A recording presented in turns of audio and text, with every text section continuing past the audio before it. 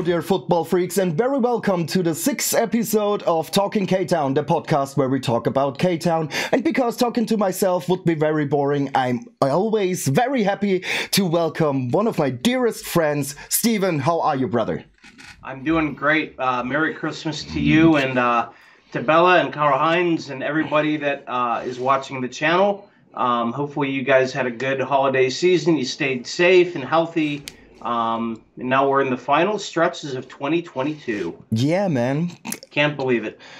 But let me get the greetings out of the way as well. Merry Christmas from my side. Happy Hanukkah, happy holidays. And if you have a problem with happy holidays, then happy shut the F up. Happy Festivus. Yeah. You watch Seinfeld.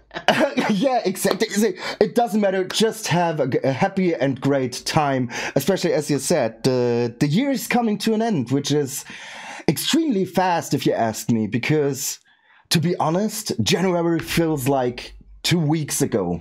Like, really, oh, yeah. I mean, this year rushed by so extremely fast. How are your thoughts? It did really go by fast. I don't want to stop you, but first things first. First important things out of the way. It needs to be done, man.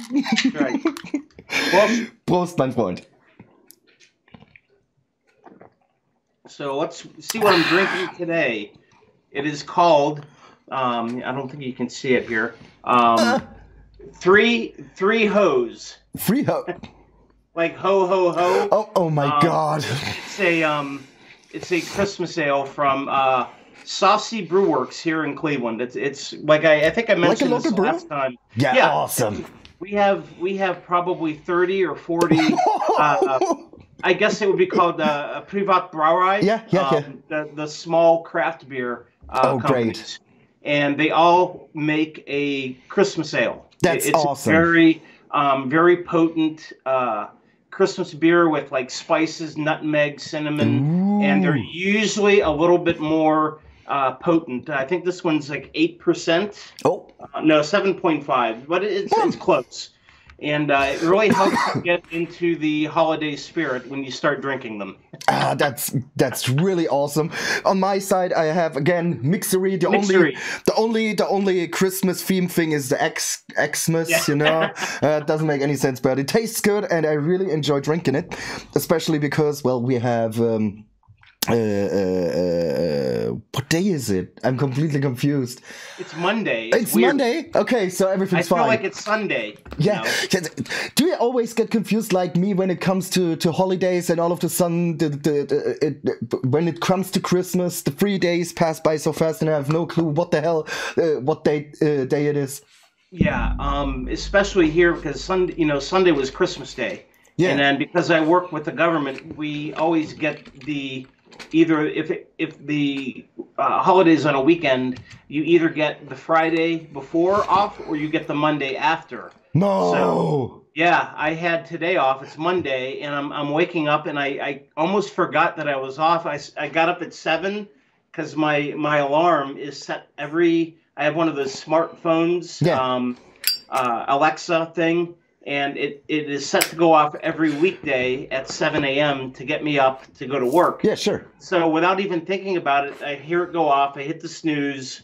I wait another 10 minutes. It went off again. And I'm like, oh, time to get a shower. And go to right work. before I went out the door, I looked at my watch. I'm like, we have the day off today. I'm like, whew. So I took the clothes off, back to bed.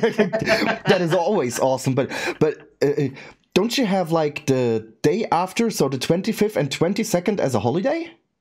26th. It's not always like that, but since the holiday is on a weekend, they give you a weekday off. So that is awesome. If it was on a Saturday, then we would have had Christmas Eve off on Friday.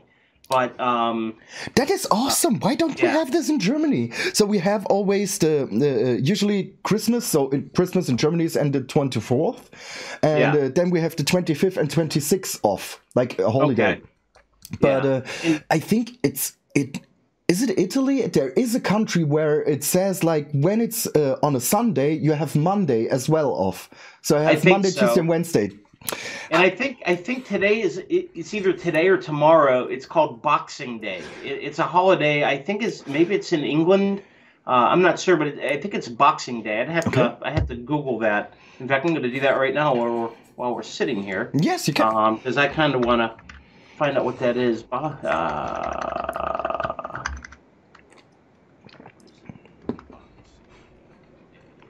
Yeah, Monday the 26th, Boxing Day. When is it? Where is it celebrated at? Oh, it's Canada. Oh, it's Canada. Okay, parts Okay. of Europe, Spain, Czech Republic, Germany, Austria celebrate it on the 26th, or St. Stephen's Day, So- second day of Christmas. But yeah, I don't celebrate that. But Me neither. I guess if you're a boxer, well, happy Boxing Day. Exactly. Go out and punch somebody.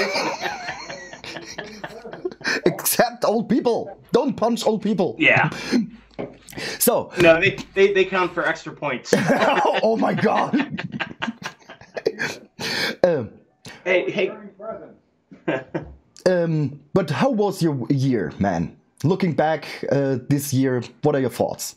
Oh man, we were talking about how fast the year went, Yeah. and like I was there in May for the promotion against Dinamo Dresden, and I came home and it was already the summertime, and it just seemed like you blink your eye and then all of a sudden it's the fall, and you blink your eye again and it's Christmas. But 2022 is just I think it's it's been my favorite year as a fan of who do we support? It's been a month and a half without football. Is it FC Kaiserbrücken? Yeah, Kaiserbrücken, I think. I can't. Or is it? Oh, hang on. There, Mannheimslautern. Oh, yeah. There it is. Lauter. There it is. There Okay. it is. Yeah. It's been so long since we've had a match. Yeah. I forgot the team that we support. But it's really harsh for me and for you as well that we don't have anything to connect to our team. This is just depressing for me. For such a long time with that very important World Championship nobody cares about. But now we have to wait till end of January till we finally can get back into our living room. Yeah, I boycotted it. I caught glimpses of matches here and there when I was out, and they had it on the bar or something like that. I was glad that our United States team actually made it out of the group stage. Mm-hmm. And I guess it was entertaining. Now that it's over, I might go back and watch some of the highlights on YouTube to catch it. Argentina won, of course, but they have Messi, and he's just a phenomenal player. Yeah. But it really sucked, the whole thing, because I'm a big football fan, and to not watch it was very hard because I need that fix. Once you're hooked, even if it's just teams that you don't care about, I do that here. If my NFL team is not playing, I'll just turn on a game to watch it because I like to see other teams play. But yeah, I'm glad it's done and we can put it behind us and we can move on. But anyway, back to 2022. What a year, man. Of course, the promotion to the second league. I was just watching your video about that when you were in Dresden and Bella was at the stadium. And I look back and it's like it happened yesterday for me. Yeah. I feel those emotions when, we scored the first goal and everybody went crazy. And then we scored the second goal and it was like all of a sudden now it's real. We're doing it. It's no doubt about it. And we all went onto the field and strangers were hugging each other like they were long family members. And just what an awesome year. The way that it ended. And now the way that we've started our journey in the Zweite Liga, we're in fourth place, a few points away from a promotion spot. And I tell you, man, it's been a good year to be a Kaiserslautern fan. Definitely, I agree. And looking back through the whole year, we started against Metten, I think it was, and we won 4-0. which was just amazing to see our teams play so extremely good. And afterwards we have, I think it were 6 games in a row without any loss.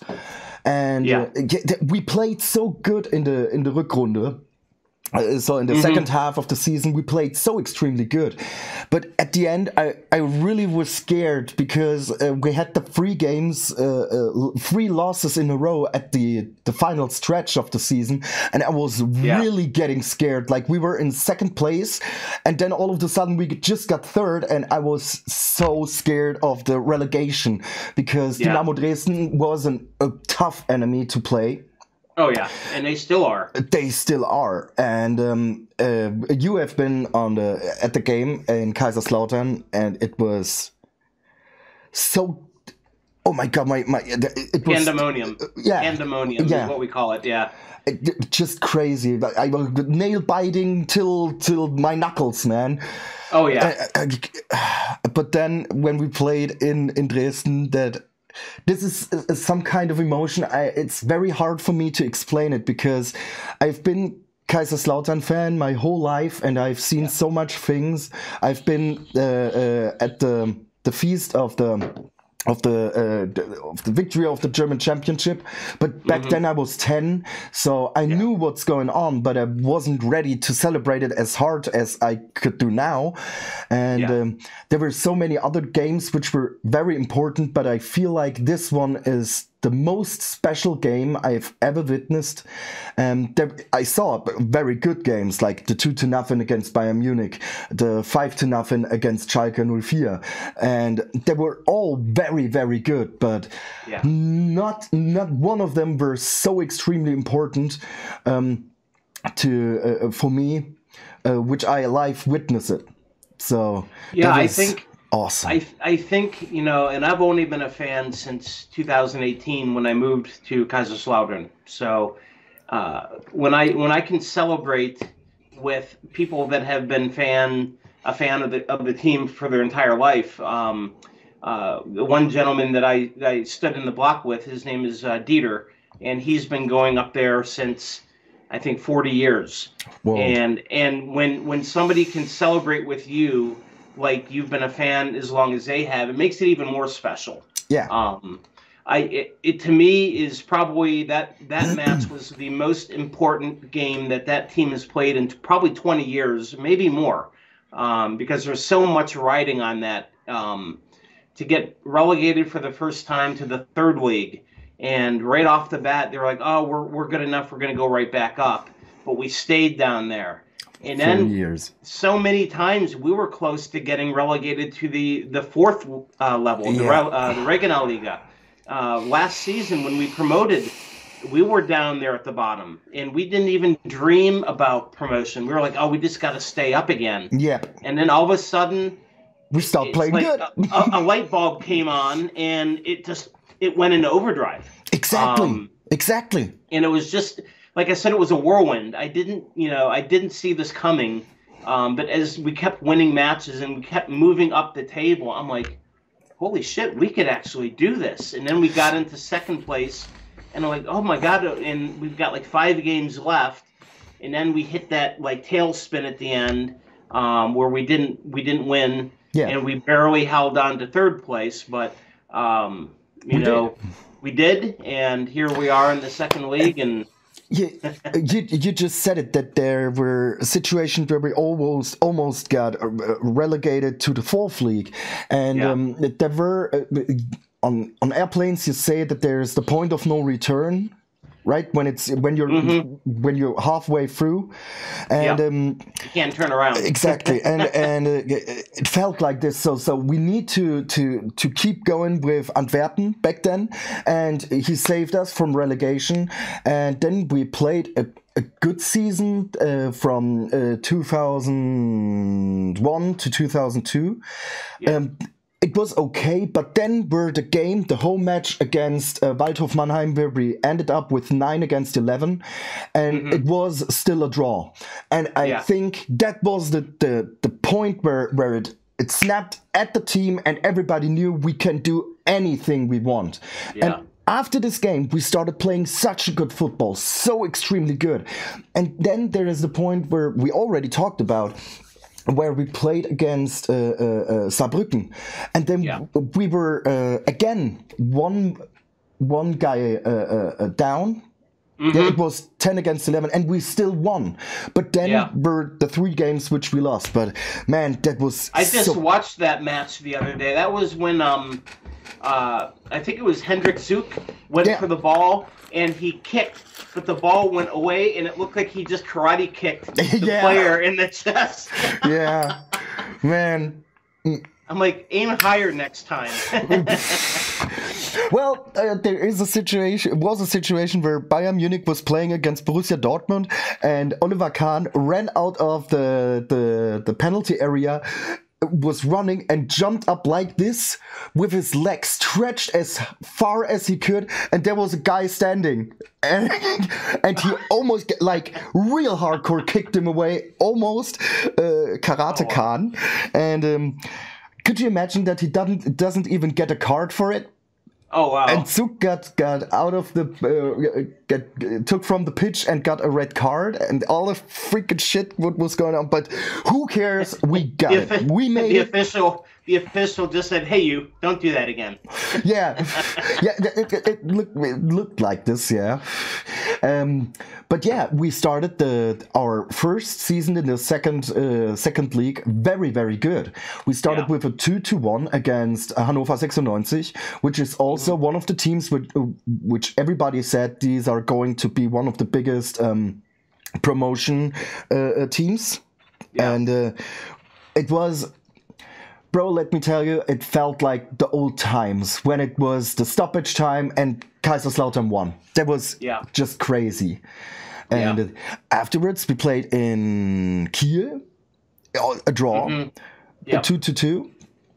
But then again at home, a 2-1 against St. Pauli. So the start was very, very good. And let's see, we have the first half of the season down. We have just 2 losses, which is amazing. Yeah, I'm looking at the standings right now. It's just crazy to see that, you know, we have a lot of draws. We have 8. Yeah. We have 7 wins. But that's been the secret, is to not lose. I would rather win, but our first year in the second league, if you get a point and you keep adding those points up, we're getting closer to that magic number of 40 or that class halt. So, so 11 points away, man. 11 points away. We can do that in 4 weeks. We can do that, definitely. Yeah. And I just saw a statistic which said that we had 80% of the games in the year 2022 which we haven't lost. So this is a pretty good result, if you ask me, especially if you count like the games against Magdeburg, which were a draw as well, but it was a real tight one, as well as the one against Darmstadt. But man, these are nail-biter games, if you ask me, because it was again till the very last second, just crazy. But it might make so much fun being a K-Town fan again, to not suffer anymore and getting the shit talk every time you see coworkers which are not K-Town fans. You have to kind of turn your hat backwards or turn it inside out. Yeah, exactly. But now... The walk of shame. Yeah, it feels like sometimes. But now a lot of my coworkers are fans from Waldhof Mannheim. Fortunately, these guys are real... I call it real fans because they started being Mannheim fans when they were really young, not like because they're now playing in third league. And... but yeah, these guys have their problems as well, like real extreme ones. They don't get people which want players. They want to stack up on players, but they can't. And they want to get promoted, but it doesn't look like it, unfortunately, if you ask me, because I want to have like the derby again. Mannheim is extremely special every time. But I think Saarbrücken is in place number 2. Yeah. And would like to see them. I mean, they look really good. I just watched today, in fact, I watched the it was Mannheim against Saarbrücken in Mannheim, and it was Mannheim won 1-0, and I watched the entire match just for something to watch. Yeah. You know, yeah, it's not my team, and I hate both teams, but I need to watch football, you know? And I totally catch your drift. Sometimes you just need to watch football. Yeah. But that match that you mentioned where we were down 2 players against Mannheim and we still managed to draw, I think if it came down to Matteo Rabbit just playing by himself, they still wouldn't have beaten us. No. You would have just kicked the ball and run, and then kicked it out of bounds, and then run back to the goal. You know, I'm really sad that he left us, because he was one of our main players, and he is such a huge part of us making us back to the second league, bringing us back to the second league, and now we have another loss, Mike Wunderlich. Also left, which is real unfortunate, because I always think, like, when I saw him play, he wasn't the best when it comes to skill, but he always left his heart on the pitch. Yeah, passion. The passion was there, like 100%. But I really think, like, what his decision is completely understandable. He's getting into an age where he has to think about what he's going to do after his football career. So I think I would like him to come back to the club. Yes, just like Florian Dick was a player, and now he does. I don't know what his job is in the organization, but like I think a talent evaluator, maybe Florian Dick. I know he's part of the club, but it would be nice to see him. Mike Wunderlich come back in some capacity, either being a trainer or an assistant trainer. I think he is trying to get his father has a company of some kind. I have no idea, and he's trying to step in his footsteps. You know what I mean? Yeah. So I totally understand it, but especially, come on, to be honest, he played very, very few times this season. He won't be missed on the field, really, because he barely was on the field. Yeah, but I miss him as a person. He was passionate, and that's what counts. This is what I always say. We can lose, there's no problem, when I see our team fight and give everything and do everything. And he was one of the guys which I definitely knew he is trying his best. But what are your thoughts on coming up? How's it called? Transfers for us. I have not read that many. I've been trying to keep up with Treff.Betze. That's mainly my main site that I go to.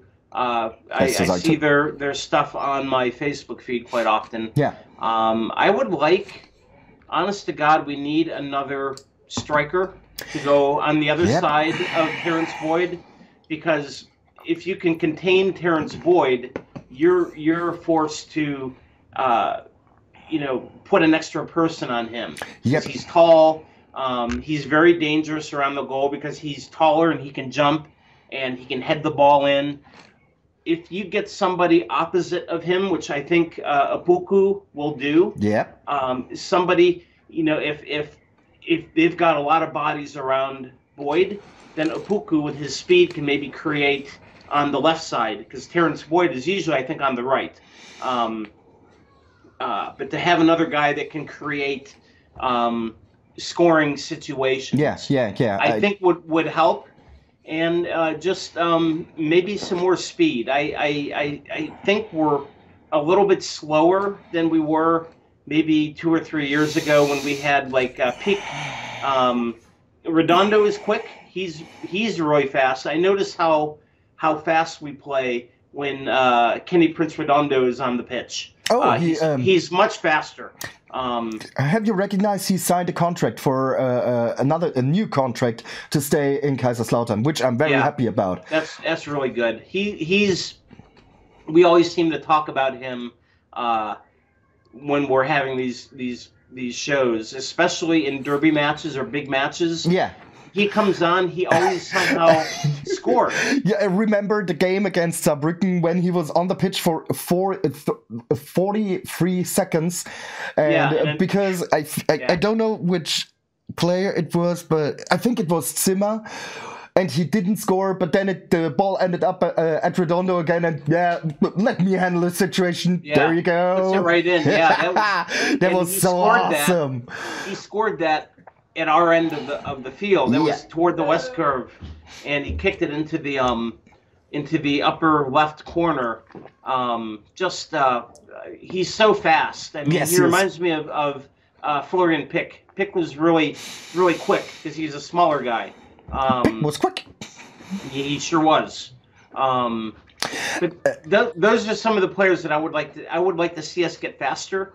So if we get a you call that a counter situation where maybe we steal the ball on our side of the pitch, and then and then quickly move down the field where it's maybe 3 against 1 or 3 against 2, and you have a guy coming from the side, and if you can get a faster guy in the middle, that maybe he can meet that cross and then put it in, which I think Mike Wunderlich used to do. He used to be really good in the middle.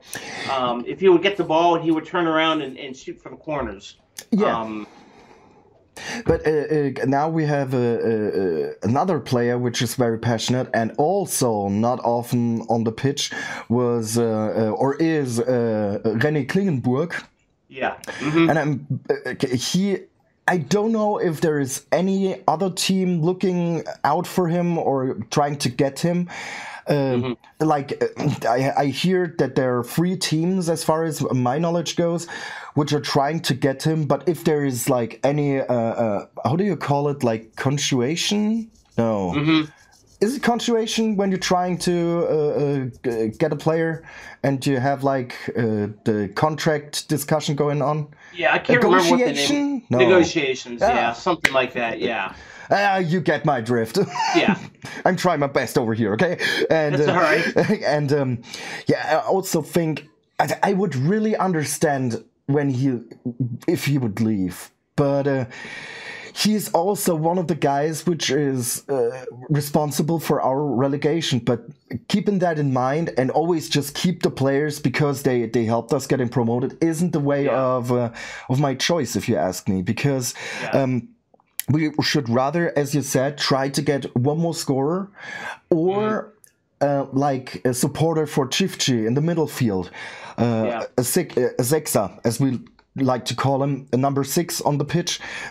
Because we need to make the game faster. As you said, it feels like slower and more tankish feeling. It is hard when we are attacking and we're on the in the danger zone of the competitor. I always think that there is always danger. It feels like it, at least. But we need to be faster. We need to be faster. And if there is like a corner for our enemy and we get the ball, it needs to be on the other side of the field in, let's say, 20 seconds or so.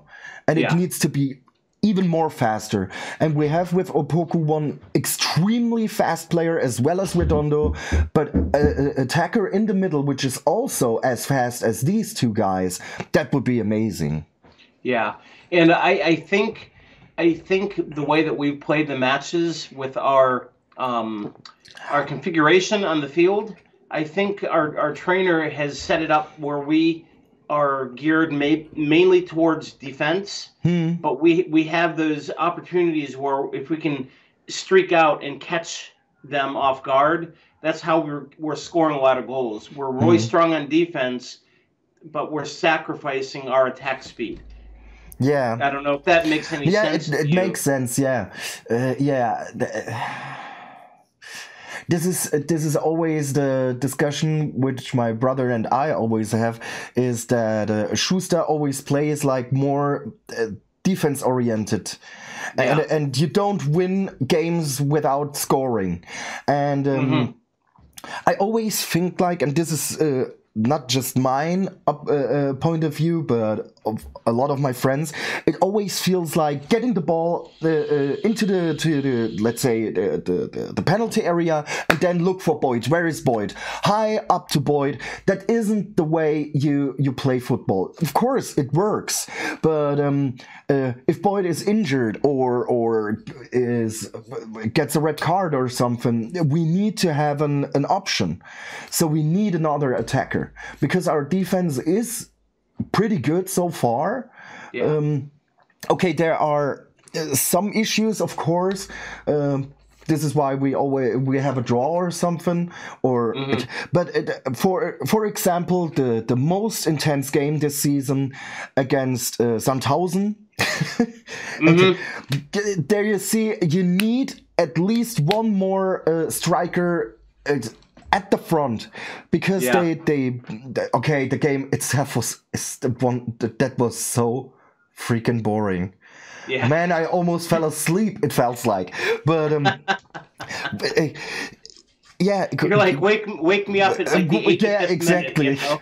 And just let me know what's going on. It is real harsh to make a highlight video of it, because there wasn't any highlights. There was really the worst game ever. That game and the what was the train wreck game this year? Was that Jans Regensburg? Oh my God! That was the game that I wish never existed.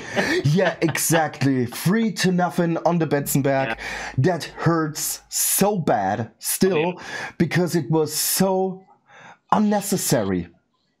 Just unnecessary. But who cares? Still 4th rank. Not far, as you said, from the promotion ranks, but I think getting promoted would be way too early for us. It would be a long shot, yeah. But I always say, hey, if the opportunity is there, fight. Because I would rather get promoted to the Bundesliga and then get right back down to the second. Because we're looking, as a fan, you and I both know that they're not ready. And I had fully expected to stay in the second league this year. Yeah. Next year will be another big challenge for staying in there for the second year, which is I think you've said it's the most difficult year to stay up. Yeah. Is the second year, because the first year you're running on emotions and you're like, hey, look at us, we're up here now. And it gives you that extra boost of confidence. Exactly. So I think if we can at least stay up this year and then build, and then maybe in another 2 seasons really fight to get up to the Bundesliga, I think that's more realistic. But hey, like I said, right now, if the moment is there, fight for it. Well, of course. If we stand at the end of the season on rank 2, I wouldn't say no. I don't want to get promoted. Come on, here, you guys go. We're gonna stay here. We stay here. It's nice and comfy down here. But my fear is that we end up like Schalke this season, because man, they played a good second league and then they get promoted, and look where they now. So. Yeah. That really sucks, because I have a lot of friendish feelings for Schalke, because some of my friends are Schalke fans, so I'm not a fan like hardcore or something, but when they play and they win, I'm always happy because I know my friends are happy, so yeah. Yeah. Hey, keep it down, I'm trying to do a video. Somebody's in the stadium here. They must have walked in over there. Man. Maybe somebody's doing practice. I don't know. I got pigeons flying up here. It's what happens when you film in the stadium. Yeah, this is what happens, man. This is what happens. Now everything's fine. If it was a beer vendor that wanted to see if I was, I had enough to drink, I'd be like, come on over. Come on over. Just stay here, brother. That reminds me. I actually had a question about vending. I don't know. Do you watch American sports really on TV? Like NFL. Sometimes. Oh, especially NFL is. I tried. I really tried my best to get into the sport, but I have no idea why. It's not my type of sports, to be honest. Well, in the American stadiums here, for pretty much all the sports, you have vendors that will. They're guys that walk with these big carts, man. And they're walking up and down the aisles with hot dogs, hamburgers, beer, Coke. Do they do that anywhere in Germany? In the big stadiums? I always wondered why we have to leave to get our beer instead of paying a guy to walk up and down like the West Curve with cups, and he could just fill them up right there. I think that would be a good idea. I totally agree. I have no idea why, and I've never saw something in Germany, but we have this on concerts. Like when there is a band playing, there is always like people walking around with these huge bags full of beer, which is always great to have someone accompany you and just walking behind you. Oh, I need another drink. But unfortunately, not in Germany. But I think if they would do something like this, they need so many because, well, they could just stay anywhere. Yeah. And they would be packed. So I think they are trying to keep the beer buying and stuff outside to not make a crowd packed situation in the block. You know what I mean? Yeah. This is my fault. I don't know if this is the reason, but I've never saw in any stadium something like this. Unfortunately. Now, the bad point about the beer at the stadium here is when I go to a Browns game for the American football team. Yeah. The beer you can't have glass, so it's all plastic or cans. Yeah. And a regular can of like Budweiser, Miller Lite is like $12. Oh my God. For a pint. And when I went to the first game at the Betzenberg, and you had those nice cups that you get that you could either collect or you can donate them to the Ultras for their tifo displays. I'm like, wow, $3 for a pint or like a half liter of really good beer, and I was like, this is so amazing. Yeah. But then I go here to a game and I'm drinking beer flavored water, which is essentially what it is. Yeah. For $12. So everybody generally for an American football match, they go to, it's called tailgating. So they go to the parking lot at like 6 a.m. They start cooking food and they start drinking. So by the time the game starts, you're already hammered. Okay. You don't need to drink anymore, you know? I see. I've been on at the game of our second team against Pirmasens, and here's life hack number 1. We stood there, and I had to go to the bathroom, and I gave money to my friend and said, "Could you do me a favor and get me 2 beers?" And I walked back to our place, and then I got a message, and he said it takes like half an hour to get the beer, because there were around about 1,000 people, and there were just 3 people selling beer because they weren't expecting such a huge crowd. So yeah. I walked to my friend, I took the money, and here's the life hack. I walked up to the guy first in the row, so which was coming at next, you know what I mean? To order. And I asked him, "What do you want?" And he said, "I get 2 beers. And I was like, "Okay, I buy you these 2 beers and you bring 2 for me." And he agreed, of course. Free beer is always great. So he ordered. We have that in the States. It's called "You Fly, I Buy." Oh, okay. and the guy behind him in the row was like, "Ah," and the other one was also very like unhappy with the situation. And I was looking at him. If I would have asked you, you would have done the same thing. Yes, of course. Oh, okay. So you know this life hack. Okay.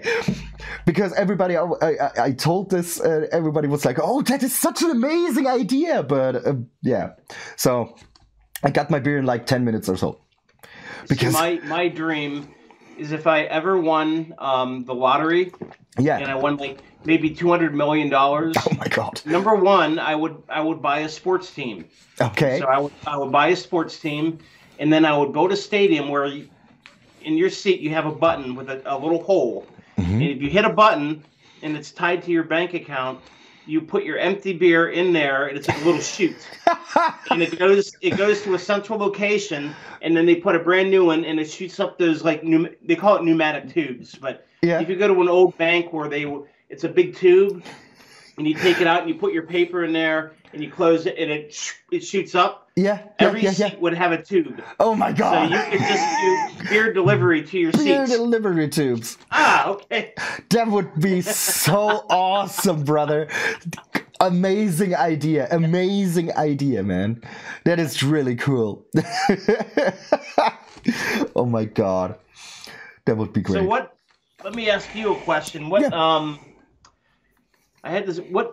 has been like your most enjoyable game to do from the couch? What was your favorite game to go through? That is a real tough call, because every game I'm just watching from the couch isn't as good as being in the block, of course. But I think the game against Hamburg was pretty intense, because I was laying on the couch because I had Corona. And I felt real sick, but I was sitting there seeing the block on fire and all these emotions. That was really tough, and a real crazy game as well. But I think that in this season it would be against Arminia Bielefeld and Fortuna Düsseldorf.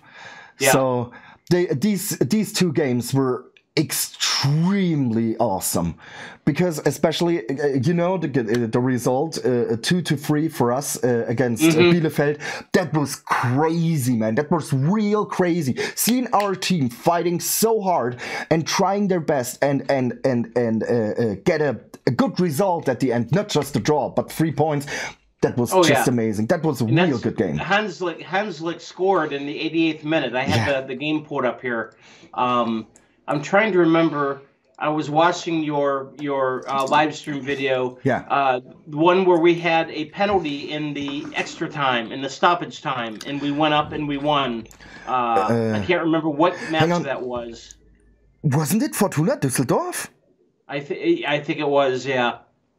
It was Düsseldorf. Yeah. That was also like they almost drawed, and the penalty. Oh yeah, Philip Clement in the 96th minute. 96 exactly. With a penalty kick. Yeah, man, that was. Yeah, see, I knew Düsseldorf was very special. So that was. We had so much good games in this year in total, and but. I gotta catch up to you now, number 2 here. Yeah, man. I might pass out by the end of the video. So if you see me fall, just send somebody to the stadium to get me. I will. I will take care. Go up to block 6.2. He's up there. There must be someone there is a guy laying. And probably laughing. How did he get into the stadium? Stop asking stupid questions. Stop asking stupid questions. He's just there. He's living there, man. Yep. Man. I live in the bathroom, and I just come out to get some sunshine here. Oh man! A fun story on my side right now. There is a huge band called Die Toten Hosen, which I'm a huge fan. I love that band. Yeah. I'm a huge fan since my early childhood, and You're a punk rock band, right? A punk rock, yeah. Yeah. And they played a concert in Hamburg, which were just 1,000 people allowed. So you had like tickets with your name written on it, and when you tried to get in, you have to show your ID card, and there's your name written, of course. And they check so there's no black market going on.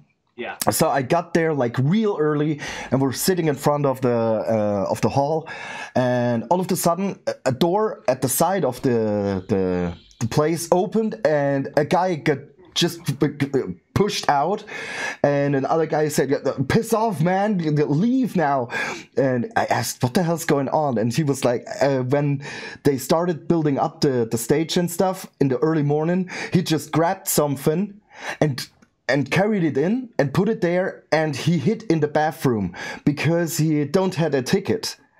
So he was trying to sneak in, but he was smoking a cigarette, and someone smelled it, and then he fined him.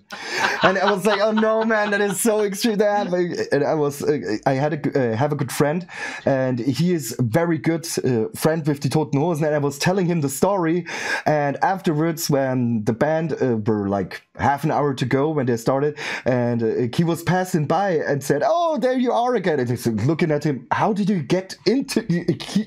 How do you get a ticket for here? And he said that my friend managed something that he could be in the concert as well. So that was really, really funny. I mean, kudos to that guy for living inside the building for I don't know how long. I would have let him stay just to say, "Hey, good job, good idea. Yeah. We're gonna give you an extra reward for that." Yeah, exactly. This is what the Toten Hosen do, by the way. When you manage to get on the stage, you always get a free beer. You get a can of beer as a reward. Yeah. We had this. Speaking of being in the stadium here. Yeah. Our quarterback for the Browns 2 seasons ago, his name was Baker Mayfield. And he was so popular in the city because he was kind of really arrogant, really cocky. He loved Cleveland. He loved the fans, and all the fans liked him. So he became very marketable. So one of the insurance companies here hired him to be in their commercials for like home insurance, car insurance, and the whole commercial was called "At Home with Baker Mayfield," and it showed him. Like, it was like he lived at the stadium. So he would, like, come out in his robe and, like, get the mail from, like, the front gate. And it was, like, he had all these different commercials where he was, like, watering the field and mowing the grass. Like, he lived at the stadium. So that's kind of, like, why I have this here, because people think, hey, maybe he's living at the stadium now. I don't know. Yes, you're the caretaker. But when he left the team because he got injured and he didn't do so well. And now he plays for the Los Angeles Rams, and he's actually doing really good this season. But I was a big fan of him. But at the end, everybody was like, "Oh, the best thing he did in Cleveland were those insurance commercials when he was at the stadium." Oh, that's sad when you stay such a long time at one team, and the only thing you get remembered is commercials. Commercials for an auto insurance company. But that's funny. Yeah. That is a really good idea, by the way, for a commercial. When you have an iconic player, yeah. I mean, I'm not an iconic player, but I'm a big fan. So maybe if whoever is in K-Town for the club, maybe they can hire me as their American spokesperson. Yeah. And it would say, what would it be, like, in my house with Steve Moose. And I would just wake up in the morning and make coffee and walk down to the pitch and you know, draw the lines. Draw the lines, yeah. Sweep the seats, you know. I can see it like with like a broom. You're trying to through the West Curve. Yeah, 3 hours later. Oh, I'm still over here. Hello, I'm still here. Yeah. Oh man, that would be very funny. What's the Wi-Fi password here? But yeah, bro. One thing, you become a member of Kaiserslautern, aren't you? That is really awesome, man. This close, I think. I sent that PDF back to Tobias, right? Yep. So now we're in like the final stage. Yes, we are. I also did my side, so everything's fine, and there shouldn't be any problem anymore. Oh wow. Yeah, man. Yeah, I was really curious as to how many Americans have become members of the club. I can't imagine a lot, but. But well. Come on, man. I know at least 2 now. Yeah. But that's an honor for me to actually be a contributing member, where I guess membership, you can go to the the club events and vote. Yep. I think for Yes. members, right, and positions. Yes, you can. But not that I would be there. Well, I can be there because I live at the stadium. I mean, I'll just go downstairs. Yeah, exactly. Oh, they're voting for the new president. Okay, I'll be there in 5 minutes. we're trying to manage that. It's not written in stone yet, but to make like a hybrid event out of it, like with people are sitting present there, like in person, but you also can be a part of the event on your computer through live stream. But we have to change our. I have no idea how it's called, the correct term, but it's like the Satzung, which means like the law of our clubs, of our club. And if we change this, we can make a hybrid thing out of it, hopefully, because we have to move on with technology progress. And teams like Dortmund, Bayern Munich, Gladbach, Schalke, they're already doing it, and we are one of the biggest clubs now. I think I don't know if we reached the goal yet, but we're trying to make 23,000 in the year 2023. And I think when we had the last event, we were 22,450-ish. Roundabout, and now we're like a 2-digit number away from the goal of 23,000. So it looks good so far. Yeah, and that's part of the. I think they call it the Zukunft Initiative. I think. Yeah. I know Tobias, and then the other gentleman that I was mentioning. I've met him before. Giros. Yeah, Giros. Really nice guy. He is.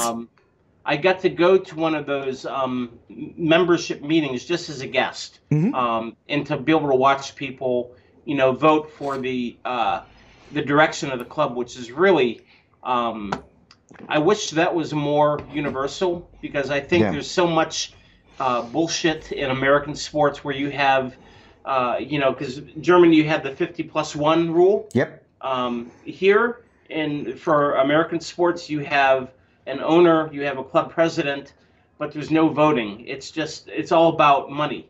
Yeah. And you get a guy that's in control, and he takes the team the wrong direction. Well, the owner would have to fire him. So there's no representation for the fans to have their input on the direction of the club, which I find that very awesome. Yeah. To see how that works in German football. And I'm sure there's other European leagues where that 50+1 rule is in effect. I don't know, maybe Italian clubs or Spanish clubs might have that same setup. I'm not sure. I know that's mainly a German thing, but it's a very good idea. I also think that it is one of the most important things to have, because if you see the English Premier League or any other like high level teams, they are always have an owner from Arabia or Qatar or somewhere else, and the fans are just there to pay, and that's it. And you don't have any kind of responsibility for your club.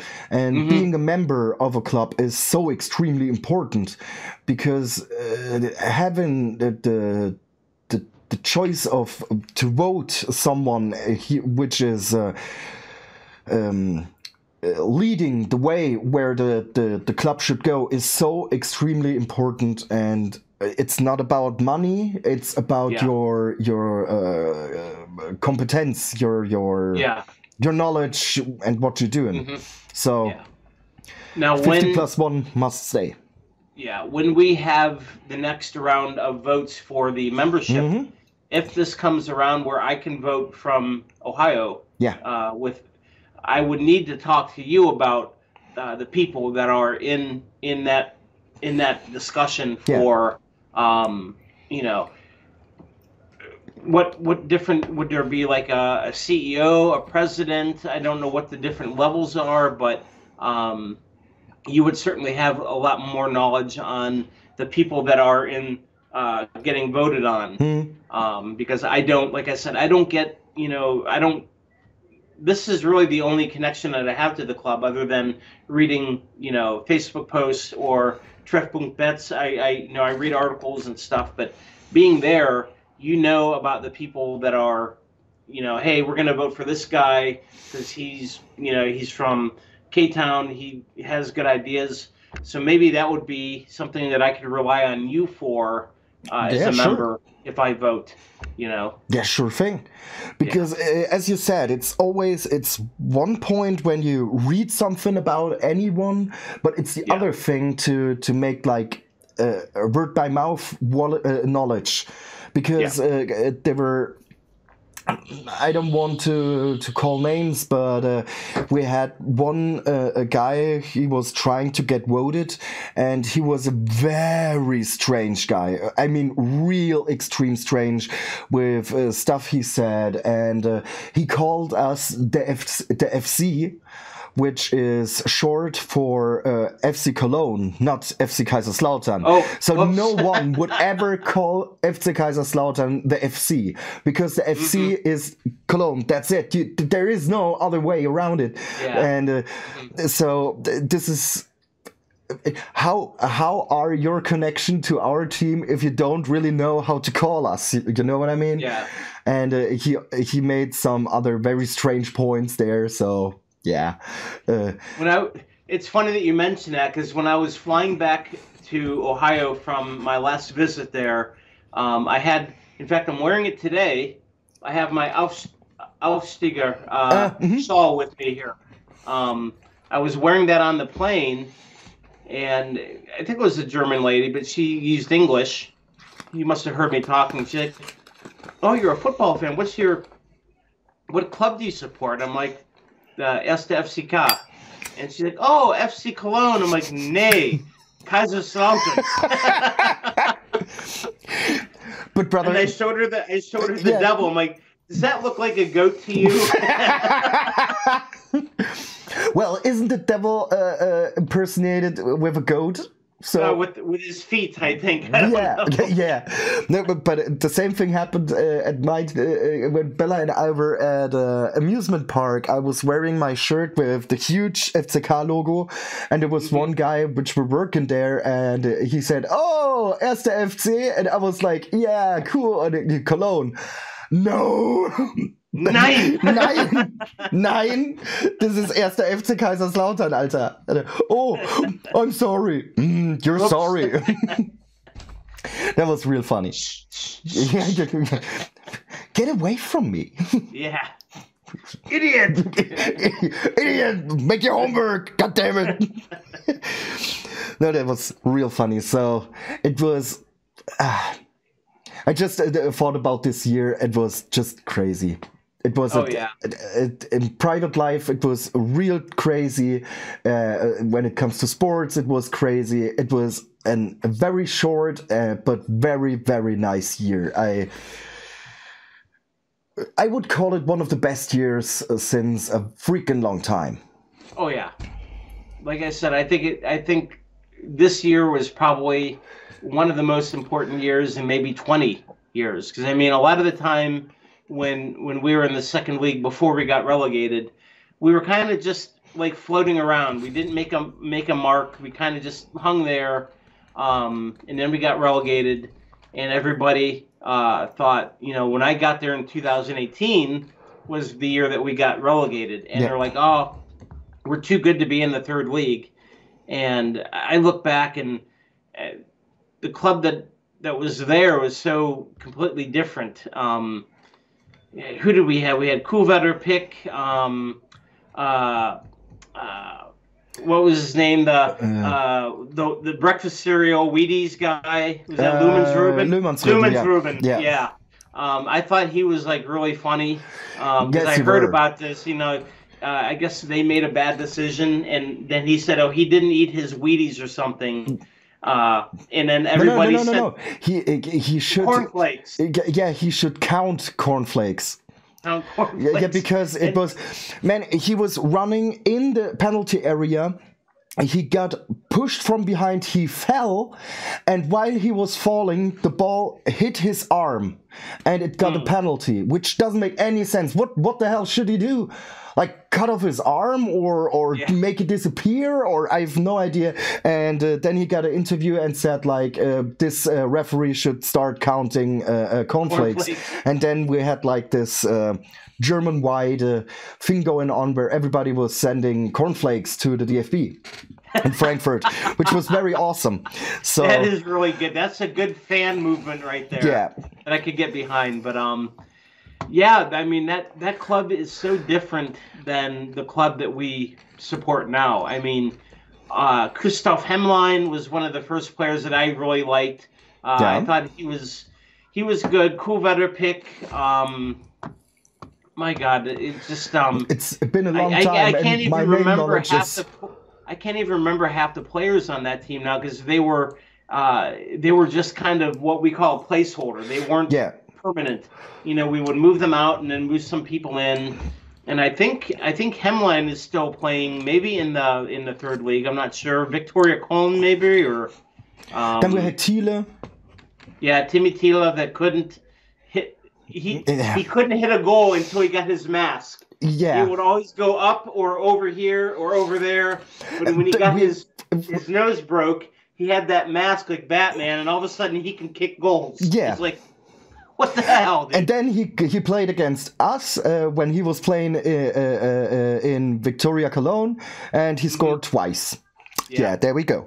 But we had a fan chant which was going like, "Heute wird gesoffen, bis der Thiele trifft," which translates to, "Today we're drinking till Thiele scores." So we had a little bit of motivation. Yeah, we had a lot of drinking. Yeah. No, I had asked you what your favorite game on the couch was. Yeah. My favorite match that I watched you on the live stream was Unser Rostock. Oh my God, yeah. Somebody had messaged the channel saying, "Hey, move Karl Heinz over." Yeah. And you're like, "Hey, Betsy, come here." And right when you move Karl Heinz over, you're like, "Achtung, yeah!" That was, come on, yeah, I completely forgot about that. That's so amazing, yeah. His bones just scratched the couch, and there comes the goal. That was amazing. That was so amazing, yeah, man. That was real crazy. That was awesome. Yes, of course. I think we scored 2-0 in that game. Yep. And another 15 minutes later, you got really agitated because it was one of the things that I mentioned. Like, you should have a Matzes meltdown video where you have all of your meltdown moments. Oh, I think that would be way too long, man. But I guess we had a really good opportunity to score another goal, but the keeper for Rostock just got his fingers, and it just deflected the ball away, and it was like such a brilliant move. But then we scored again, I think 20 minutes later, and it was 2-0, which Rostock is a very hard place to win. Oh, yeah, it is. It definitely is. Their fans are very loud. I've always wanted to go up there just to see. I think, aren't they the team that plays the furthest north in Germany? Yes, I think so. At least in the first and second league. Mm-hmm. But they made a. I'm sorry. Excuse me. They made a very, very nice Merry Christmas greeting to all the Hansa Rostock fans. They broke into the place where the trains sleep, you know, like the garage thingy or something, and they completely covered it with Merry Christmas to all Hansa fans, with a graffiti, and with the background were Christmas trees and stuff like this. And they opened the doors, not by force, but they opened it, and then they put it Christmas trees in there and placed chocolate Santas everywhere. And so the train ran through the city with this graffiti on the side and with the stuff in it, which is a very nice idea. Yeah, that's cool. I could get behind that. Yeah, me too. That reminds me, That reminds me of the train that we take to Mannheim for the Derby that has the graffiti on the side of the train. Yeah. I think they only use it for that match. I guess so. But speaking of graffiti, the guy that I think is his name Marco. He's very famous in K-Town for the graffiti. Yeah. He does the graffiti at the Betzenberg.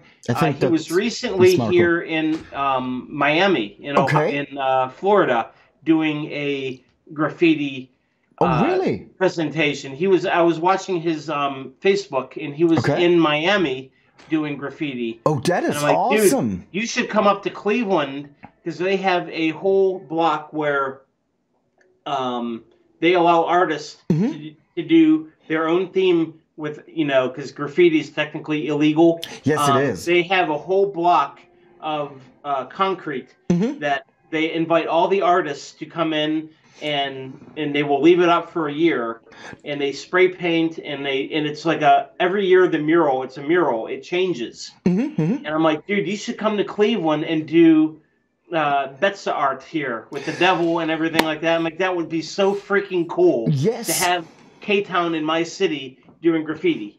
That I'm like, dude, you can stay with me for free. You can live in my house. Just, I'll take you down there. Yeah, that would be crazy. I if you ask me, bro, I'm 100% honest. I don't get why like bridges or like a subway. Like a tunnel. A tunnel underneath, like train or trails or something, are always like gray in gray or just a puke green or any other shade of who knows what. Just make it like colorful, make it beautiful.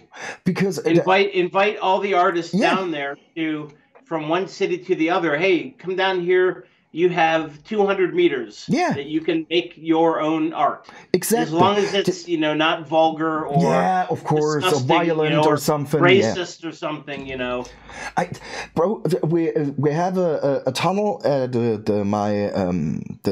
village which I were living before, and it was always covered in crap graffiti, like real crappy ones. Like it looked like...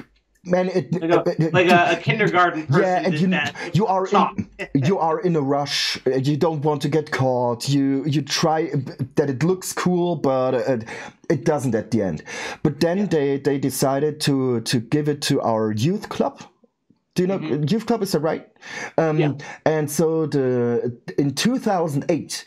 They got the permission to go there, and they spray painted it completely, and there will never ever be some crappy ones, because it looks cool, it's nice, everybody's happy, so just make it everywhere. Oh yeah.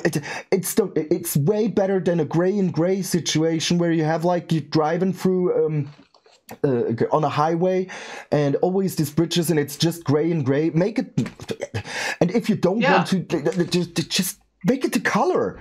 It's way more beautiful.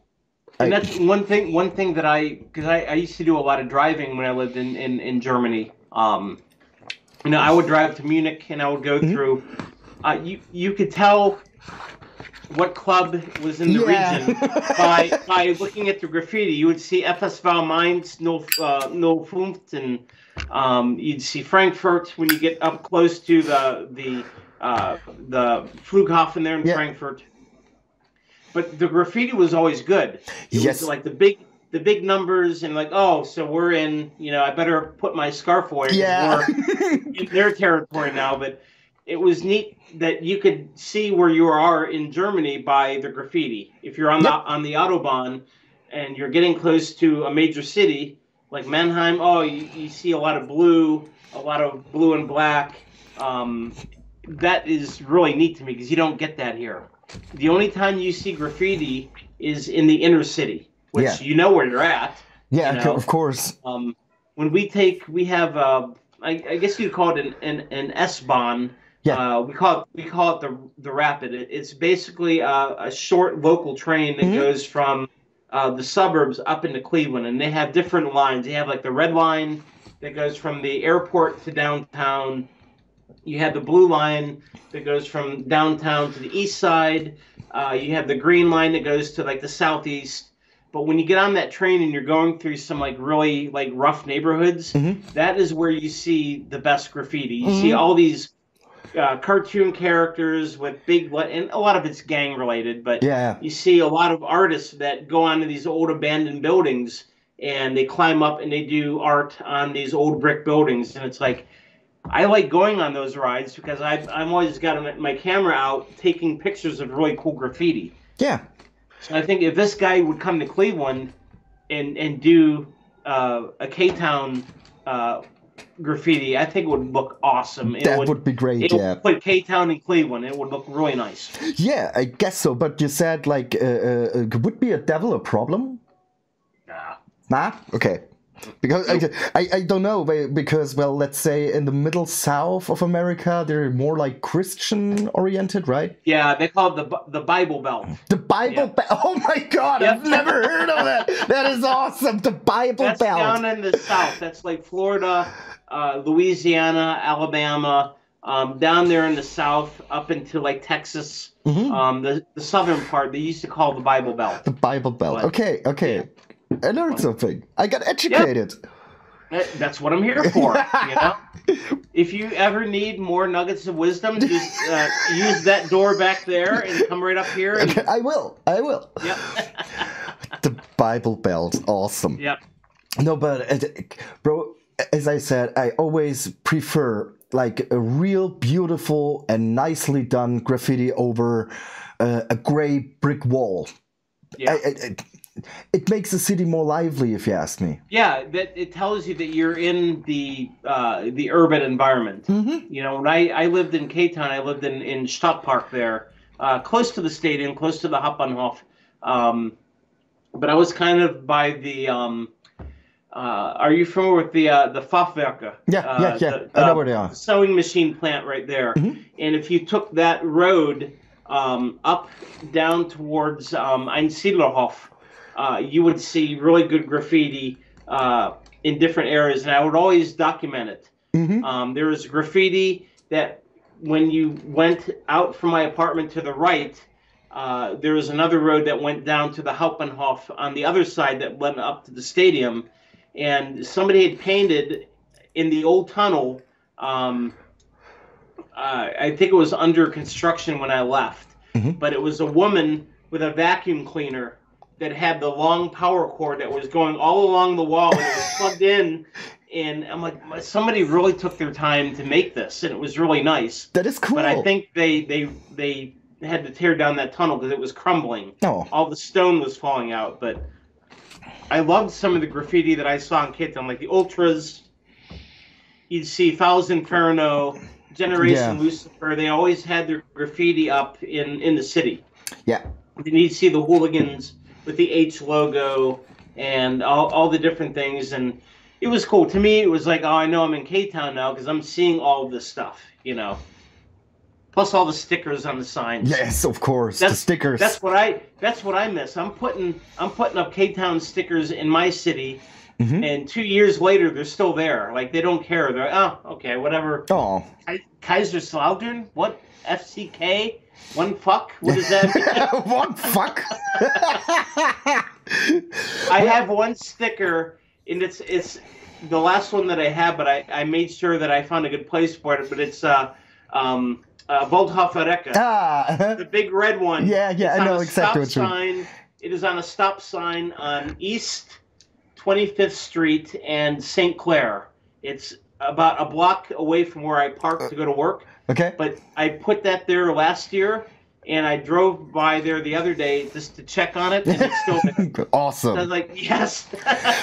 You know, the same thing is, I always check like stickers wherever I am in the whole world. And I got to Tokyo the first time, and I walked out of the subway there, and the first sticker I saw was one of the Clapton Ultras, which is a 6th league team in England. And luckily enough, I know them because they had once a very, very nice choreography going on. And And so I checked them out, and they have like a real cool fan base. And I took a picture and sent it to them and asked if these are really the Clapton Ultras. And they responded, yes, that's ours. Where did you find it? And I was like, hey, I'm here in Tokyo. And they were, really? That's extreme. And I guess one guy made it all the way around the world to put that sticker there. With one sticker. And they even tried to peel it off, but it was still there and readable. And it's just like a tiny bit was ripped off. And I guess they even posted it on Facebook because, well, having a sticker of your 6th league English team in Tokyo, this is cool. I need to start taking photos and sending that to the club to see if they'll maybe retweet it or something. But I've got probably 20 stickers around the city. Most of them are still there. I don't think that the main or official page will retweet it, but something like Kaiserslautern or Treffpunkt Betze will, I guess they will do it. Mm-hmm. I think it'll be pretty cool. Yeah. Because I'm trying to start, a following here in Cleveland for K-Town. Because I know there's got to be more fans in the city than just me. Yes, and then my friend Jason that you met, who's a VfB Stuttgart fan, he also pays attention to K-Town now. So. Yes, of course. He has to. He's been to my home. Yeah. You can't walk into my house and not support my team. Your stadium, because right. Your house is your stadium. And I live there. Yep. Or your house is my stadium. That's right. But yeah, man, I 2022. What a year, right? What a year. And so let's make how do you call it when you're trying to make a preview of the next year? Is it called preview? What are your thoughts of the next year, for the rest of the season, for the upcoming time? What are your thoughts? My prediction. Prediction. There you go. Prediction. Thank you so much. Not Nostradamus here with my magic globe. Here. Oh, okay. I would like to see us finish in the top 5. I think that's in madeable. The second league. If we keep winning and drawing, and maybe a loss here and there, because there's probably going to be one more train wreck game. You always have 2 per season. At least. Yeah. So as long as we keep getting points, I would like to be in the top 5. I would love to be in the top 3 and promote, or at least be in a playoff to promote. Ooh. If we lose, we lose. Who cares? But I think that would be a very big success for the first year in the second league to finish in the top part of the table. I think that would be something to be proud of. I'm really hoping. I'm watching a lot of the third league matches. I would love for 1860 to promote. But Saarbrücken and then Mannheim to all come up, and then somehow Karlsruhe stays here with us, and Mainz would come down. Oh my God. We'd have all of these derbies in one season. That would be extreme, yes. But I think that the second league will stay like it is now when it comes to the top teams. Yeah. I think that Darmstadt gets promoted. Hamburg will make it this year, I'm pretty sure. But seeing us in the rank of 3 to 5, I think we can make this happen.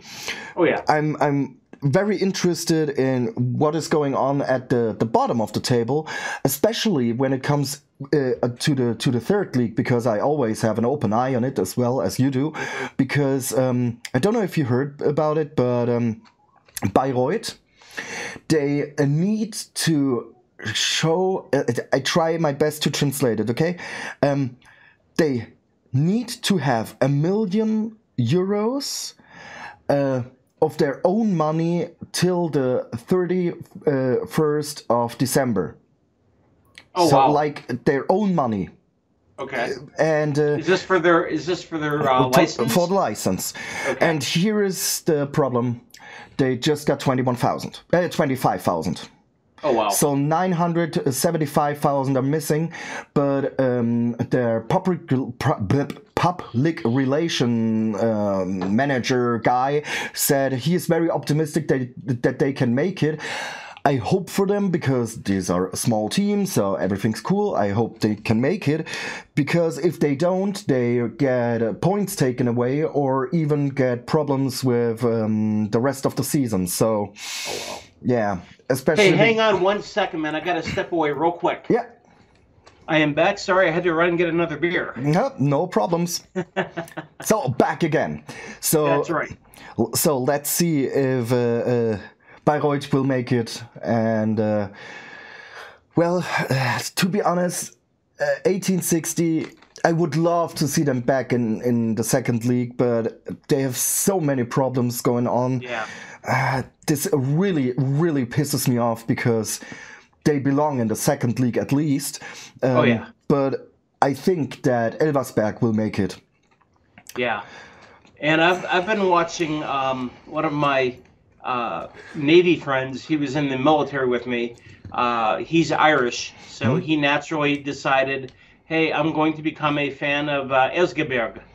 Okay. And Esgeberg relegated to the third, and according to the table, they're in third from the bottom. Yep. So they are in danger of falling 2 divisions in 2 years. Yes, they are, unfortunately. I mean, it can happen to anybody. I mean, if you look at if you asked the K-Town fan 20 years ago, hey, are you ever going to be in the third league? They'd be like, no. Yeah. But let alone the fourth league. I mean, it's just, it can happen to anybody. Yeah, it can happen to anybody. Yeah. But I mean, I always thought how our fan base would react to us being in the Regionalliga, in a giant stadium like this here, to be in a fourth league team, because it was so hard for us to make the money to stay in the stadium here, to make our license with insolvency. And I mean, we really were fortunate that when we went insolvent, it was during Corona, and now we're, a lot of teams. One of my friends said, K-Town deserves to be in the fourth league because you took advantage of the pandemic to bankrupt and not suffer the penalty. I'm like, well, it wasn't our choice, but the team had to make that decision. And fortunately for them, they did it during the pandemic, where they didn't suffer the loss of points and the relegation. Look at Türkgücü München. Yeah. They went insolvent, and I always get like this from fans from other teams, like you just took advantage of the rules because of the pandemic, and my honest response is always, yes, you're right, and that's it. Well, the rules were like this. If you go in the insolvency till the pandemic, you don't get punished with points taken away or something else. Yeah. If any other team would have been in our situation, it would be wrong not to do this. Yeah. And it's not our fault that, Uerdingen did the insolvency, but too late. So they got 3 points away. So this is their own fault. Yeah. And not ours. And the funny thing here is that I always get this shit talking of fans from teams which are also got tax money to stay in their stadium. For example, Saarbrücken, the stadium. This is nothing better than how do you call it? We call it Schwimmbad. Like a place where you go to swim. It looks like this. Schwimmbad, yeah. Schwimmbad. So, or Wohnfreibad. Yeah.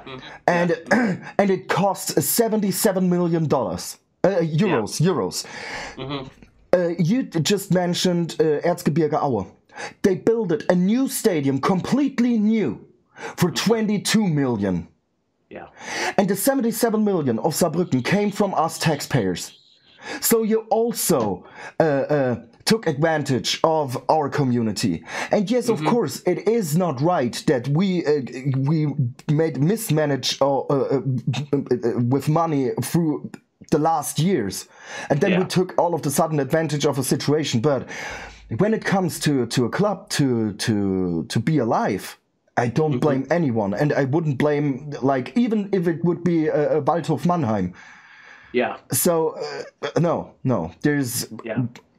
They are right. They are right. We took advantage of it, but who cares? Yeah. Is it this?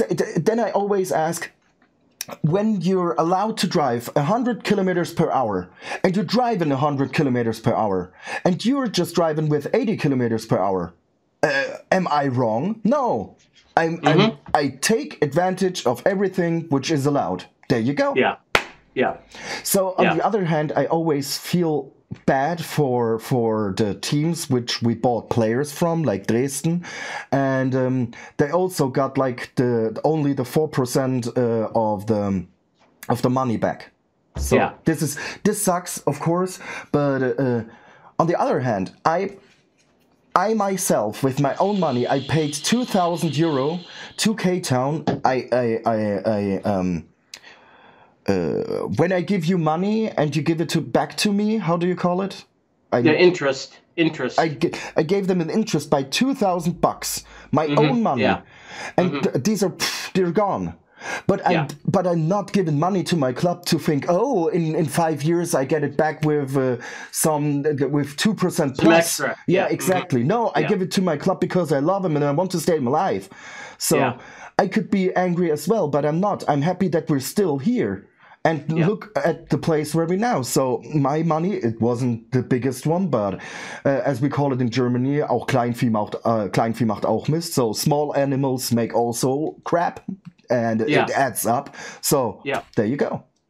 I know when you read the story, in fact, there's a YouTube video, I think it's in English, but it was called The Rise and Fall of FC Kaiserslautern, and it documents right when all the shit hit the fan, and it started with renovation of the stadium for the World Cup in 2006, and how much money that they invested into the stadium to make it ready for the World Cup. And back then, you know, the team was in the first league.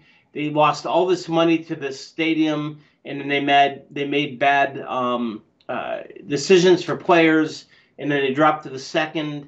And then it just all kind of, the snowball got bigger. And then it ended up with, you know, my limited knowledge of the financial problems of the club. You know, it all kind of kept snowballing. And when you roll a snowball down the hill, it just gets bigger and bigger and bigger and unstoppable at the end. And that's pretty much what happened to us. You know, here in Cleveland, I know I've told you this. Whenever a stadium needs built, they do what they call a sin tax. It's an extra tax on tobacco products and alcohol. So for every case of beer that you buy, maybe $1 of that will go towards this fund to build a new stadium. Okay. But the most people that pay for it are the smokers. That, you know, for every carton of cigarettes you buy, it's like $3 or $4. But then you go to the stadium and you're not allowed to smoke. Yeah. It's really... that is so stupid. Funny when I can go into the stadium right here. I can walk in here with a cigarette and I can smoke. But here in Cleveland, the cigarette money... I gave you my money and I can't walk in here and smoke. That sucks, man. But yeah, this is the rules. Oh man. So the upcoming year is going to be a very interesting one as well. We have a long way to go till we. So you said it earlier, like 11 points away from staying in the league. I'm 100% positive. That we will make this. I think staying in the league is guaranteed. Yeah, me too. to be honest, I'm always optimistic, but come on, 11 points out of the next 17 games, we definitely are going to make it. And you said it, in 4 weeks we can make this. And I guess like not 4 weeks, but let's say 6. Yeah. 6 weeks, and then we're good to go. There's going to be a couple losses. But yes. As long as we can get a point every game, or maybe 3. Yep. You know, we seem to be really good at late heroics. You know, the penalty kick in the 96th minute. Or in the 96th minute. Scoring in the 86th minute. You know, stuff that used to happen to us 2 years ago. Now we're doing the same thing. The words of my father, exactly. Yeah. He said, like, 2 years ago, K-Town always get, like, these very late goals and loses, and now we're on the other side, and we're scoring at the last minutes, and we win the games. And to be honest, there is not... I don't remember any game which I say we won, but lucky.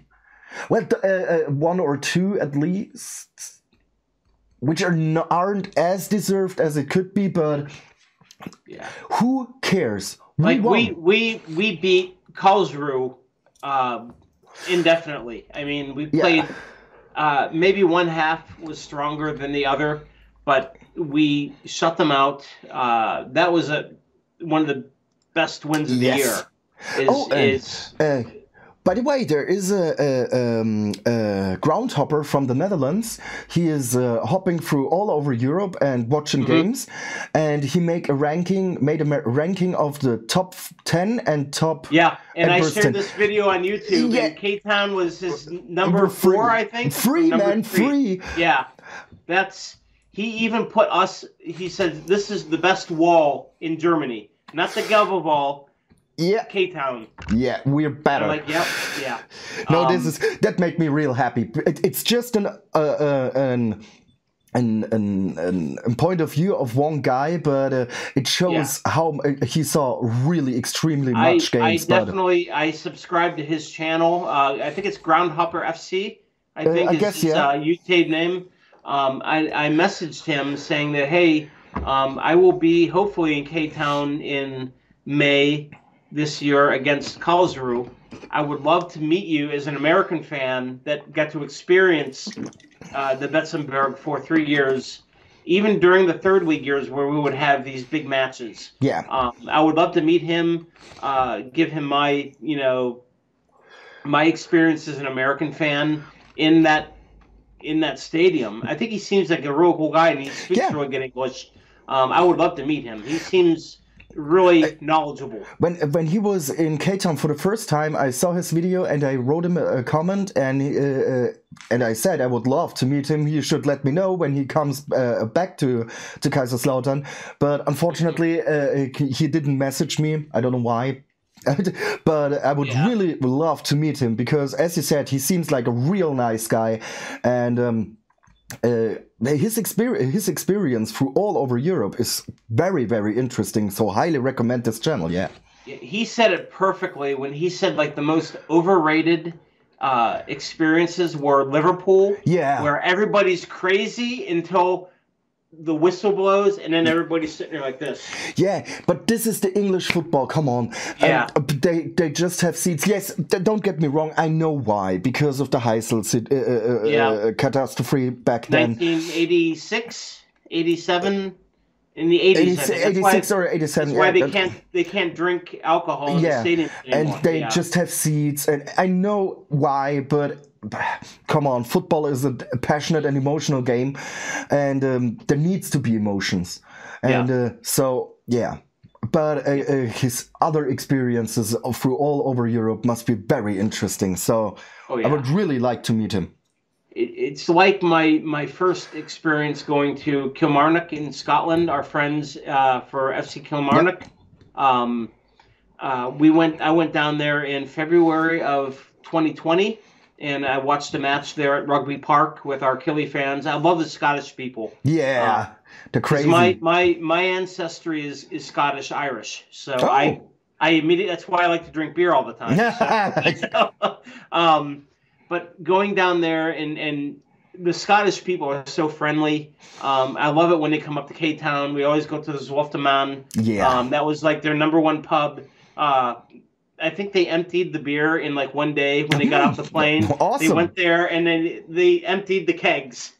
There you go. But I went to a game there at Rugby Park and it was nice. I think we lost that day. But it was so different sitting. Yeah.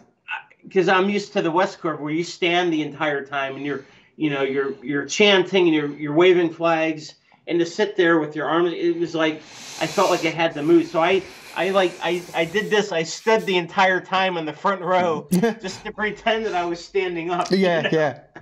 This is I can't. Yeah, the German football and even the rest of Europe is all, they make the game to the fan, like 20,000, maybe 30,000 standing spots, maybe, or I don't know how many standing seats we have in the West Coast, maybe 10,000? 16,000. That should be in every stadium. Yes. Yeah. But, well, sometimes you have to pay old bills, but I think after more than 35 years, I think it's enough for when it comes to security, and especially if you look around through all over Europe, they all have like seating, standing curves and stuff. I think that would be very, very important for the English football, because as I said, always every team in the Premier League, and I think almost every team in the second division is belongs to someone in Qatar or anywhere else, and it's more like how do you call this? Hang on, it's more like a selling thing, not like football is from the working class.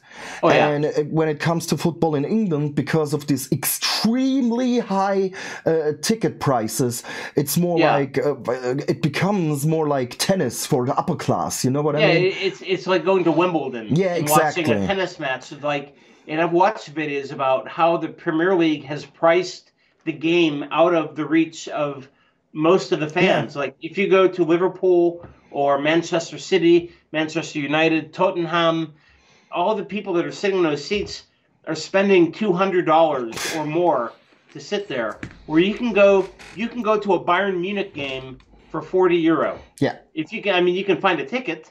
I'm sure they sell out, but but you can buy tickets for this price. Yeah. And so. But, we have this when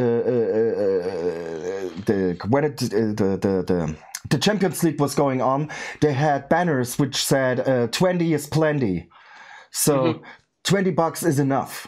Yeah, because, well, you said it like when you have Bayern Munich, it's completely sold out. These are 80,000 people, so 20,000 people are paying more than, let's estimate it with $60. Yeah. So this is so crazy. 20 is enough. Yeah. The team wouldn't go down when it's just $20. No, and they're making so much money on advertisement. The sponsor on the sponsors, the TV thing around the stadium. The billboard that goes around the field. Then the TV rights when they are selling it. And this is where Mark and I just had a podcast, and we talked about the fees which all the teams have to pay when it comes to pyro. And when you look outside of Germany, we have other countries where pyro is allowed on a specific time at a specific place, which is very fine with me.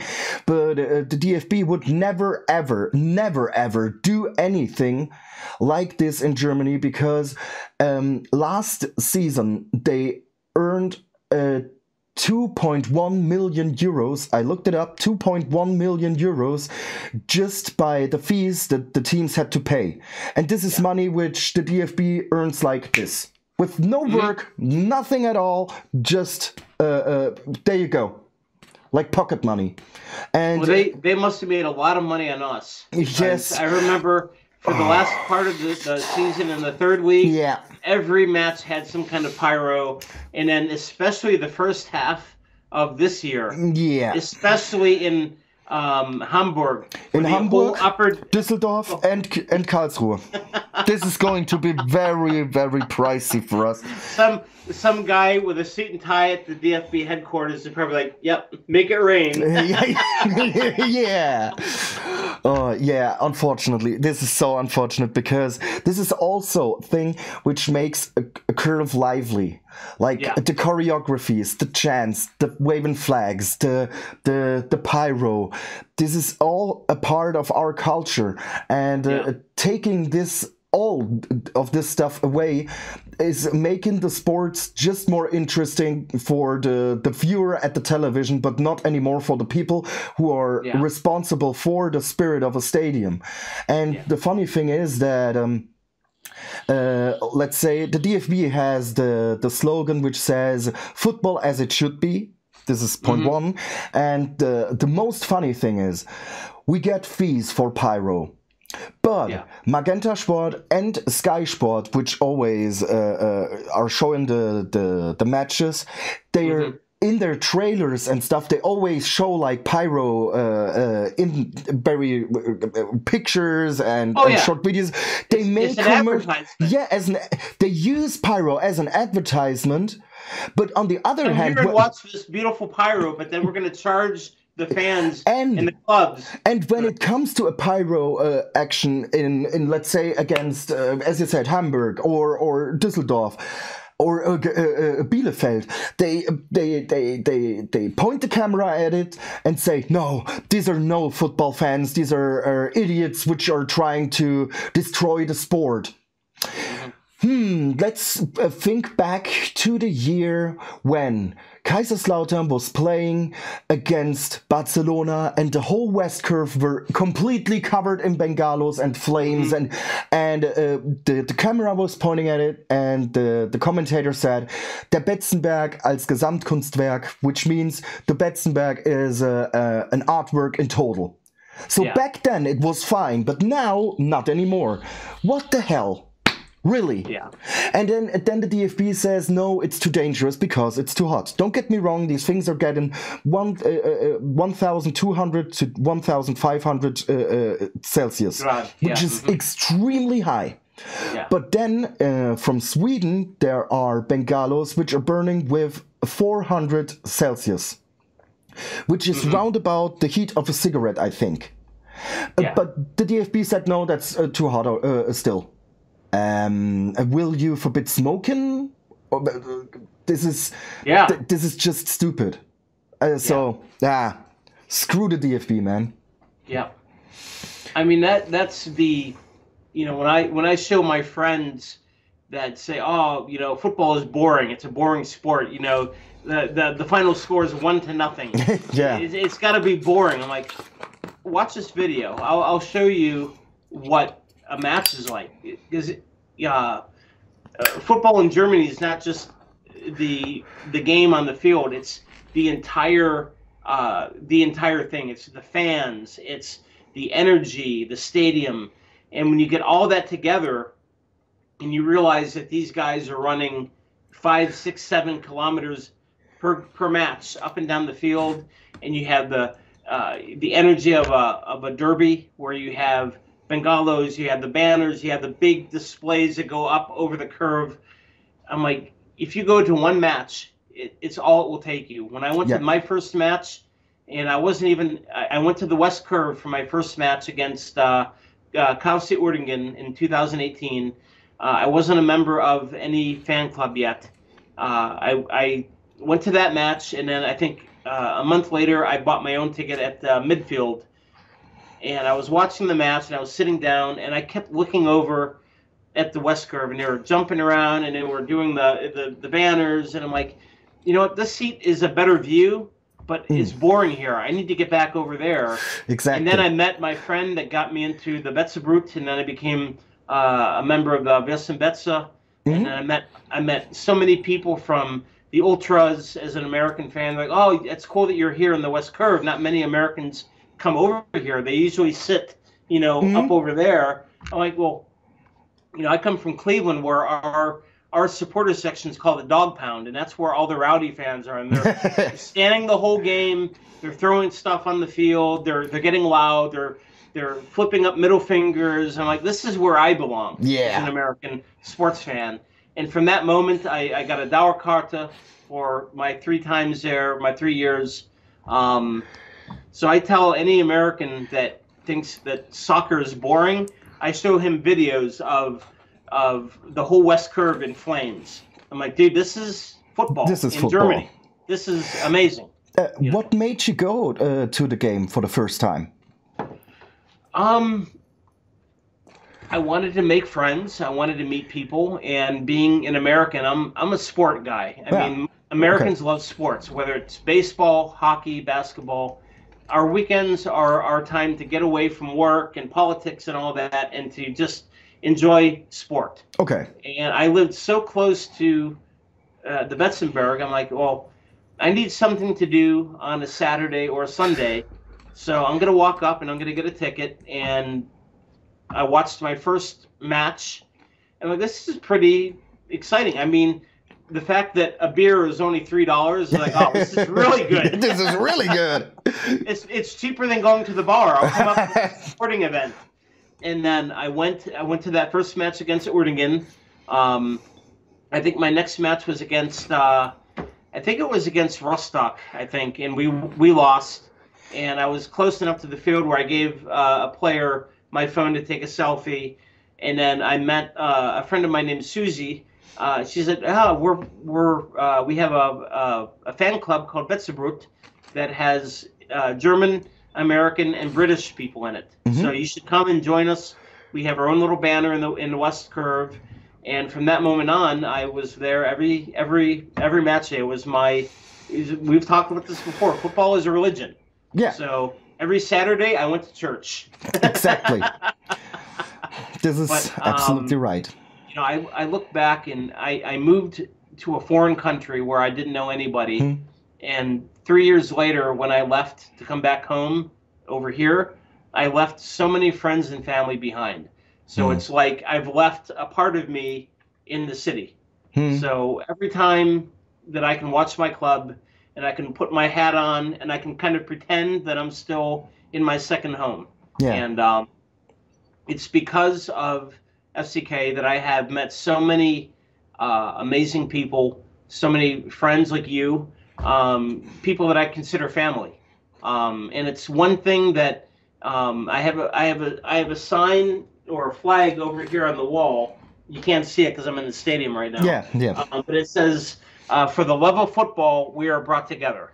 That is a very nice word. It's just, sports is designed to make people come together. Exactly. You might have a different religion. You might have a different sexual preference. You might have different political opinions. But when we come to the Betzenberg, we put our hands around each other, and we are a Betze family. Yeah. And for those 2 hours or 3 hours, we are one unit. And it's something you don't get here in America. I mean, we have our sports fans for our clubs here, but it's different. We don't have a curva. We don't have ultras. We don't have, the athletes are so, they're so separated from the fans. Where in the Betzenberg, at the end of the year, all the players would come along the edge of the seats, and they would shake hands and take selfies with photos. You could actually get close to the athletes in Kaiserslautern. You can go to a friendly match at a tiny little field somewhere and stand along the pitch and just get a selfie. I got a selfie with Florian Pick one time. He came, I'm like, Pick, and he walked over, and I told him I was an American, and I liked watching him play, and he got a selfie with me. That is cool. You can't do that here, because all these guys are millionaires, and they have their whole entourage, and you're so separated from the athlete here in America, whereas in the Bundesliga or the second or third or fourth, whatever league, you can see the athletes and shake hands with them, and at the end of the game, they would come down. If you're on the road, they would come down to the guest block, and if they lost, they would sit there and take the the verbal punishment, or if they won, they would celebrate with the fans. Yeah. You don't get that here. Okay. When the game is over, the athletes, they get to the cameras, they take their pictures, and then they walk to the locker room. And that's it. So to me, the sport of football in Germany is beautiful. You're part of it. You're a community, and it's the number one thing that I miss in K-Town is being with you and all my family in the Betzenberg every Saturday at church. I miss it, man. I really do. Very, very nicely said, and I think perfect words to end here.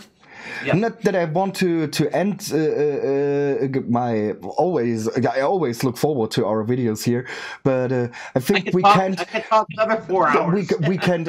I think these words that you can't top this. This is just beautiful at the end, because you said it. Football brings people together, and this is what sports need to be. And when it's like you said it, like a religion, and you love your club, and you stand in the block, and you lose together, you win together, and there doesn't need to be any words more spoken. When we lose, we feel the same thing, and we win, we feel the same thing. That's just crazy and amazing. Yeah, just one more thing. I remember when we were talking about fans that were leaving the match early because they were doing so bad. Just look back at the years under Corona where we had the Geisterspiel, where no fans were allowed, and it was watching your club play in an empty stadium. You could hear the echoes of the players, and to think that finally we can go to a match again, and to see fans leaving, it's like I would give anything to be there right now here in America. I would love to hey, beam me up, Enterprise, beam me over to the stadium. But it's like, even if the game is terrible, you can always drink, and you can always cry on somebody's shoulder. You're a team. You're not just the players on the field, but even the fans form the 12th man. That's why we love the 12th man. So that team relies on you to provide some support. Some days you're not going to have it, but never leave the block. Never leave it. Exactly. Stay there till the end. And you wouldn't have left when we would be not behind, but in front. Yeah. So don't tell me anything about freaking traffic or some other crap. Yeah. You just leave because you're pissed. And I'm pissed as well because we're losing. But I win with my team and I lose with my team. Yep. And you don't need to leave. Yep, genau. Yeah. Yep. Okay, brother. Thank you so much again for this very, very awesome talk to each other. And I hope the viewers had fun as well. We had a lot of things, and it was so many topics today. Oh, yeah. We covered a lot. Yeah, but it's always amazing. And our next one will be next year. 2023. 2023. So, how are you going to celebrate the New Year's Eve? I will probably watch. I'll probably have people over, and we will celebrate with the New Year. And then when the clock turns, everybody will go home, and I will go to bed because I'm an old man. Okay. Sounds amazing. But, I got to turn out the lights here in the stadium and then go to bed. So. Okay, brother. Thank you so much for this 6th episode. It makes, as I said, a lot of fun every time, and I'm looking forward to our next one. See you in 2023. See you in 2023, all the viewers. We call it a gute Rutsch, which means like a good slide into the new year. Yep. Which I don't know if that makes sense in English, but we call it like this. Okay. First team that we play is Hanover. Hanover, right? Exactly. So, away. Yep. So we will see you in it would be the couch. It would be January 28th, and then probably maybe we can do another episode after the first match because it'll be another 5 weeks. So but we keep in touch, of course, and we definitely find a date to talk again to each other. Okay, guys. All right, guys. Goodbye from the Betzenberg. Goodbye and Tschüss. good night. Tschüss.